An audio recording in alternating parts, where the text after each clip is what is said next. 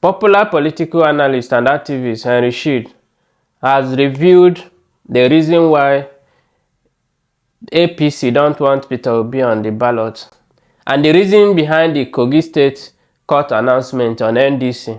He also went further to reveal what the opposition and Peter Obi should do ahead of 2027 election and how to handle Tinubu and APC. And another place he also touched was how our judiciary has been captured by Tinubu. Well, let's play the video together. And also don't forget to subscribe, like, share and drop your opinion. And at the end of the video, I will also share my own opinion. Let's leave that and come to the issues that bother politicians. 2027 politics.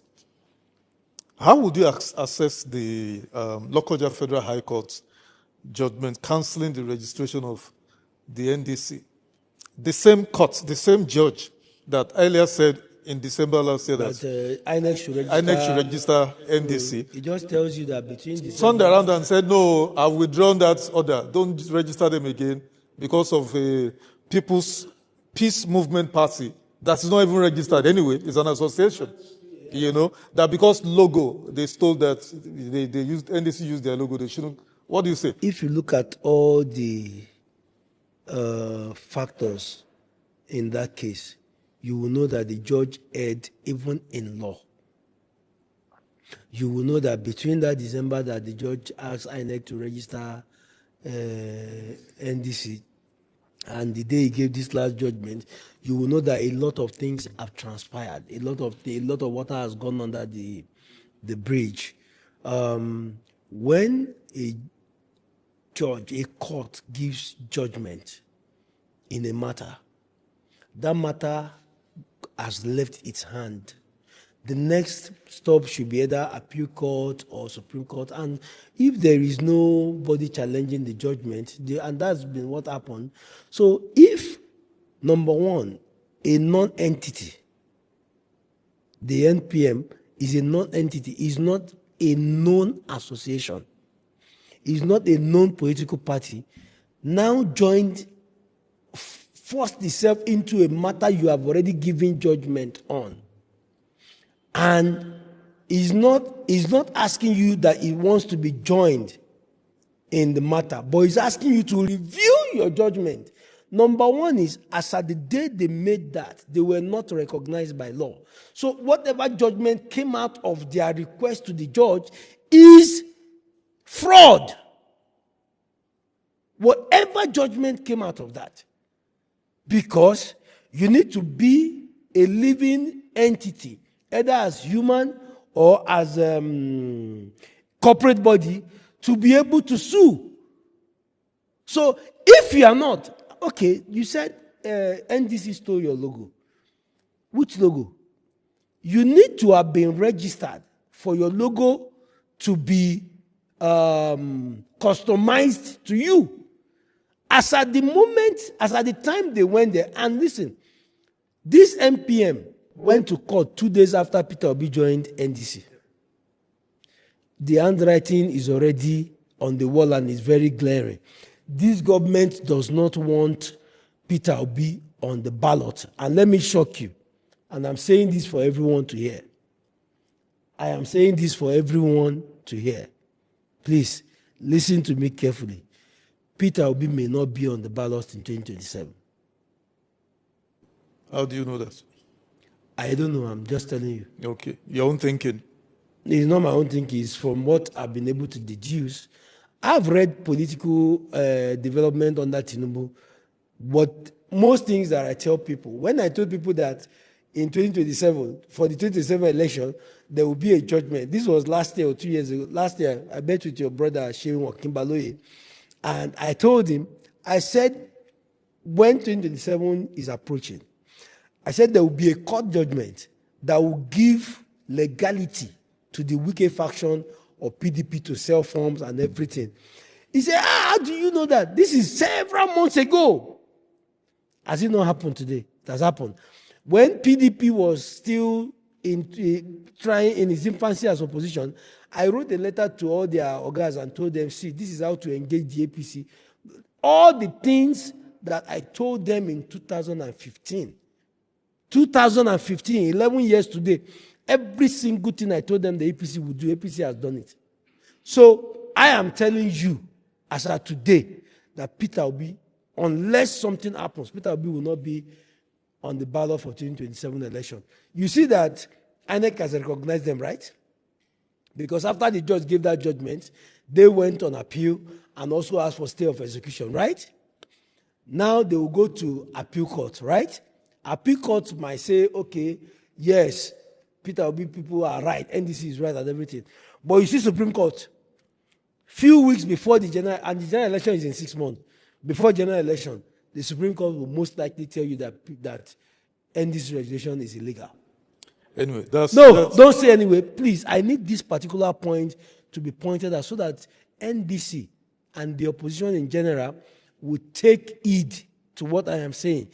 Every single thing I tell opposition always come to pass. And I am telling you today that Peter Obi will not be on the ballot in 2027. It's a conjecture. That's what I want to say. But let me ask you this, and you reference it, but I want you to speak on it definitively. Should a high court reverse or review its own, review its own judgments, and haven't done so, what is the role of the NJC, the higher, disciplining body? Are they just there for decoration or decorative purposes? I don't understand. Speak to this. Don't forget that it's the same scenario with the Peter Lifu case. I need to ask a question. Yes. Why do you keep assuming we are still in a democracy? You are a good man. I will say it again. You are a very good man. You have a large heart. You keep giving this government the benefit of the doubt. What makes you think that this is a democracy? What makes you think that Tinubu is interested in a democracy? What makes you think that APC wants democracy? Is this the first absurdity we are going to have in the judiciary? No. No. There was a court that granted Nafiu Balaz and gave him legitimacy. There are courts today till up to the Supreme Court that recognize Wike as leader of the PDP. Even when Wike has boldly and publicly said that he is for Tinubu in 2027, they see all these things. They realize that there needs to be opposition to checkmate a ruling party. They still went and gave this particular guy the party. Why are you surprised about the rulings of this particular judge? Your judges have been given mansions, and you are not worried. Your judges, your justices are being dashed mansions by politicians, and you are not worried. These particular politicians, they don't lose cases before these judges, and you are not worried. There is no judiciary. Look at what Peter Lifu did the last time. Supreme Court said what? Suspend all hearings on a particular matter. Appeal court, rather. Suspend all hearings. And appeal court is higher than the High Court. Suspend all hearings on a particular matter. This particular guy still went ahead. And there is no disciplinary action against him till today. Let me say it clearly and boldly. No matter who is offended, I don't care. There is no judiciary in Nigeria today. There is no single judiciary. How come every high political matter, every serious political matter that will affect the fortunes of the opposition negatively, they are always either brought before Peter Lifu or Omotosho? Are there no other judges in the Federal High Court?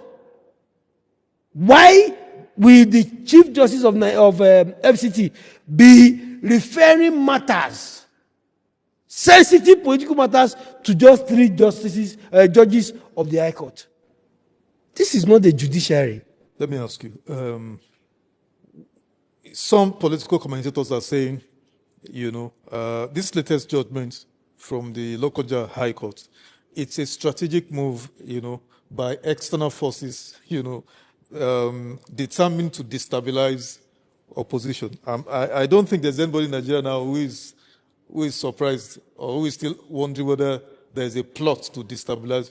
But my question is that, what is the role of the judiciary? What do they stand to benefit in all these perverse judgments? Okay, let me tell you where this started from. And is it wrong, really, for not individual politicians, government, executive arm? Is it wrong for them to want the judges to live comfortably, build them houses? And is it wrong? No, it's not wrong, but it should be done properly so that the judges and the judiciary doesn't need to lean on the executive. Let me give you an example. Building houses for judges is not a crime, but it is a crime when it is seen as a gift. If the judges are in need of houses, the same money you used to build it for them, give that money to the judiciary. Judiciary, go and look for your contractor. Go and do bidding. Do whatever you need to do. Get your contractor. Build your own house. So that it is not me, a politician, that will come and say, we are handing over houses to judges. If I give you where you sleep, you like this interview this morning, you will not say anything that will offend me. Even as a journalist, talk more of a judge. If me, Henry Shield, if I am the one housing you, if I'm the one giving you accommodation, we cannot be having interview and you will say anything that will offend me. You get what I'm saying? So it is not wrong for the government to want, or for Nigeria as a society to want the judiciary to live comfortably. Of course, they should live comfortably, because in their comfort is when they can have clear heads to give good judgment, objective government, fair judgment. You understand? But it should not be done as a gift from a political party, from politicians to them. They are not beggars. You have executive, judiciary, legislature, and judiciary. The way that the executive can take care and decide we want to build roads, that's the way judges should be able to say, okay, we want to build houses for ourselves. Impute it in the budget. Send the money to the judiciary. Let the judiciary do its normal bidding with contractors. Come and build the house for us. If they now feel like inviting the president to come and commission it, they will invite him as president, not as leader of the APC. They will invite Wike as minister, not as leader of the coalition between PDP, of the rainbow coalition between PDP. Do you get what I'm saying? Because the moment you publicly hand over the key of a house to a judge as a politician, you own that judge. That judge's judgment going forward need to favor you. Otherwise, you have the right to tell the judge to submit the keys to that house again. What is the interest of the judiciary? Because it will seem like the Nigerian judiciary is oblivious of what is going on. No, they are not oblivious. The issue is that they've been captured. From what I see, they've been captured. You know, when Buhari was president, that brutal invasion of the houses of justices and judges, it tweaked something in the mindset of our judges and justices. That was a brutal intimidation that rendered them helpless. Now, judges don't want their files to be opened, whether by the EFCC or whatever. Judges no longer want to be scrutinized by anti-graft agencies. That was this particular one. It was not Tinubu, it was Buhari. But Tinubu has sustained that in the fact that only 3 judges address matters that concern Tinubu, APC, Wike, and opposition in Nigeria. So the judiciary, there are, and I want to be on record as saying this, there are very many upright judges in Nigeria. There are very many honorable judges in Nigeria. But guess what? The chief judge of either the FCT or different states would never refer cases, political cases, to them, so that in their uprightness, they will not give judgment against the system political party. So for any party that will come in after this party has gone, we need to rebuild the confidence of our judiciary. We need to hand them back that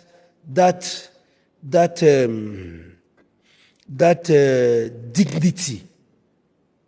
For now, they've lost it, because you saw the one that went and was begging land from Wiki, begging for land from the minister of the FCT. Where is that done? Judges are not even supposed to be seen with politicians, but now today they attend naming ceremonies of politicians, they attend the wedding ceremonies, they attend the housewarming ceremonies. They are already in the pocket of the ruling party, the APC. Does the judiciary not realize that some of these, or all these so-called, very controversial judgments, that they are really helping to destabilize democracy, destabilize multi-party democracy, and steer Nigeria towards a one-party state? Don't they realize it? They know. They are just, they've been captured. When you are captured, you do what your boss says. When you are in the pocket of a politician, he dictates what you do and how you do it. The judiciary, I wanted to believe that the judiciary was a victim. Under Buhari, we fought when Onogen was removed. We had protests. I was part of the protest. It would not stand and everything. But after Onogen left, I now realized that the judiciary is actually not a victim in this instance. They are full-blown collaborators with the ruiners of Nigeria. They are not victims. So they have decided on their own to partner with these politicians that are destroying the lives of Nigerians. Because if a judge understands the seriousness of the office he holds and the sensitive nature of the office he holds, they will not be obnobbing politicians. But I can tell you today, if any judge today is having child dedication, you will see ministers there. I'm not sure we've gotten to that point. We have gotten past that. Because I've seen some of the, what do you call it? I think a judge was having a child, his child was graduating or so. I saw was he a governor or something, was at the event. In the past, judges kept private lives. In the past, judges understood that they were the pillars holding the country. The executive can misbehave. The legislature can misbehave. The only hope for every other Nigerian citizen has always been the judiciary. But today, they've joined our tormentors. With all of this now that you have said, Shield, do opposition parties still stand a realistic chance? No. In the present political... No, they don't. You've even said, that you are not sure Peter Obi will be on the ballot. No, they don't stand any chance in 2027. As of today, maybe in the next 1 month, if they change their strategy, I will still come back here and tell you. That's your position? Yes. I will still come back here and tell me what you want them to do, actually, that they are not doing. It's time for confrontation with the APC. And please, when we say opposition, please don't tell me anything about press release. That's the laziest opposition strategy I've seen in my entire life. Press release. Tinubu does something. But Jabi Amila do this one. Press release. No, that's not opposition. So what do you expect to be done? Confrontation. How? That's violence. That's a call to violence. Confrontation. Okay. It's not violence. Total defiance. The chairman of INEC is seen to have been supporting Tinubu. He has to resign. If he doesn't resign, he's not going to resume. We shut down the INEC head office. It's defiance. You are protecting the country from rogues. The chairman of INEC conducted an election in Ekiti. Is it free and fair? If it's not free and fair, we shut down the place. Oh, police arrest El-Rufai or something, and the judiciary is doing this. Oga, we shut down the place. Nobody should use the Nigerian nation or the Nigerian institution for his personal political gain. Nobody, not even the president. Nobody is begging anybody. They arrest a critic, we shut down the place. They are not more than Nigerians. But you see this opposition, they are the most unserious. Let me finish, because you always continue when I want to call them out. They are the most unserious, they are the most lethargic, they are the most cold, they are the most uninspiring set of opposition in the country. Fuel is selling. There is no opposition in Nigeria. We have opposition leaders, like I said in the start station, but we don't have opposition in Nigeria. As of today, if election is conducted, as evil as he is, Tinubu will win. And he will not just win, he will win by a very serious margin. Not because he has done well, not because the people came out to vote for him, but because as at this moment, opposition still does not understand the strategy to use to remove this man. Few weeks ago, some guy that works with Wike, the guy that has grey hair. Larry Olayinka. Okay, that's his name. Because I saw he said he was tweeting something about me 2-3 days ago, and I'm like, you guys have an issue with each other? I don't know him. He used to be my friend then when he was fighting for Nigeria. That's like when he was working with Fayose and everything. Yes, but since he became to FCT, I've stayed away from them. I don't even criticize them. But a few days ago, when I said that Nigeria as an oil producing nation should not be discussing kuli and akara as an economic empowerment program. You understand? And he came out and said, "Oh, this was she that worked in Bala, blah blah blah blah blah, and everything." See, I will not call Larry an adult child, but when I worked with a minister of FCT as an SA, his children will not dare ask me to open the door for them, or I should carry phone and be following them around. I wouldn't do it. I worked with dignity. When I had an instance that I was going to tender my resignation, working with the minister of FCT didn't make me rich. It didn't add 1 naira to my. I didn't do a contract. I didn't do anything apart from whatever we were being given money. Nobody will say that I used that office to either empower, to either give a friend crony, or 1 naira of government money never entered my hand. So that individual that you called his name now, that guy that you called his name now, do you know he posted something a few weeks ago? That guy has access to INEC back-end server. So why is INEC still conducting election and opposition has not shut down INEC? That matter is in court. No. I'm telling you what I saw. I'm not making an allegation. No. Larry posted a screenshot of information from INEC about Emeka Ike, who happens to be my friend. The matter is under investigation. Now, there's nothing under investigation. He posted, he has not denied it. See, on Gbajabi Amila, I said allegedly. On this one, it's not allegedly. Larry should tell us how he gained access to the back end of INEC. If this ruling party, these guys already have access to INEC back end, and opposition is not challenging that, who told you that with their access to back end, they are going to declare you winner of any election? Let me ask this about this opposition issue. Shore was released on bail, I think 2 days ago exactly.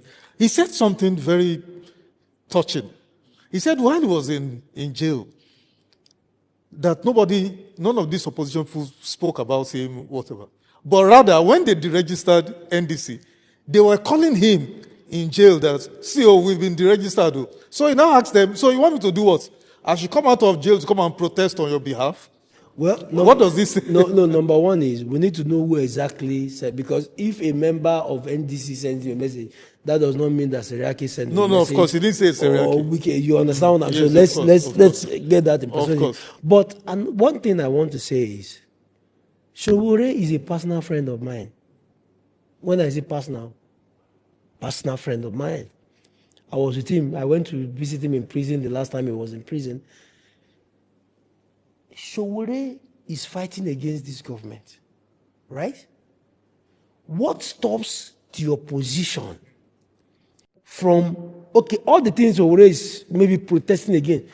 If Showore says we are protesting against fuel price increase tomorrow, or gas, or whatever tomorrow, with his maybe 1,000 protesters, why won't the opposition mobilize like 5,000 and join him? Or like 10,000 and join him? There should be only one single opposition against Tinubu going into 2027. Once you start dividing yourselves, NDC, Peter Obi, AP, ADC, Atiku, AAC, Showore, PRP, Donald Duke, the moment you start dividing yourselves in groups, Tinubu will flog all of you.